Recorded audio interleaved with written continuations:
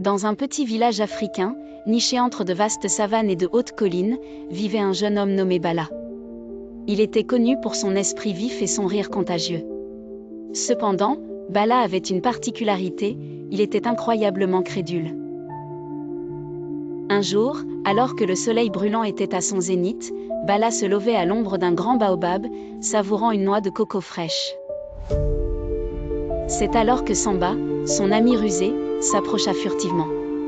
Samba avait un penchant pour les blagues et les farces, et il décida que Bala serait une victime parfaite en ce jour tranquille. « Bala, as-tu entendu les nouvelles ?» lança Samba, son visage grave mais ses yeux pétillants de malice.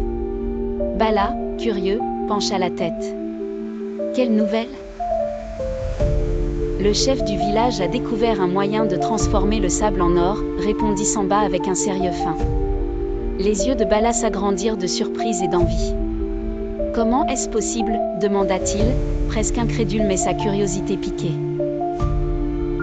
Samba s'assit à côté de lui, pointa une dune non loin de là et poursuivit avec enthousiasme. « Il te suffit de recueillir du sable juste après que l'ombre du baobab l'a touché. Ensuite, tu dois le mélanger avec le jus de 3 citrons et la queue d'un lézard. » Bala, en proie à la tentation de devenir riche, décida d'essayer immédiatement cette méthode miracle. Armé d'un sac, il commença à ramasser du sable sous l'ombre du baobab. Les villageois, qui avaient vu Samba et compris qu'il mijotait un coup, s'attroupaient en riant doucement, regardant Bala emporter des seaux de sable vers une petite cabane. La rumeur se répandit rapidement, et bientôt tout le village observait cette scène absurde. Après une frénésie d'agitation, Bala revint au point de départ, les mains vides, mais soutenu par sa détermination et une légère dose de dépit.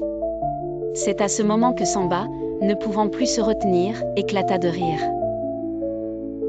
Bala, réussit-il à dire entre 2 éclats de rire, ce n'était qu'une blague. Tu n'es pas en train de transformer du sable en or, tu fais juste un dessert très spécial pour les lézards. Bala, réalisant finalement la tromperie, se mit également à rire.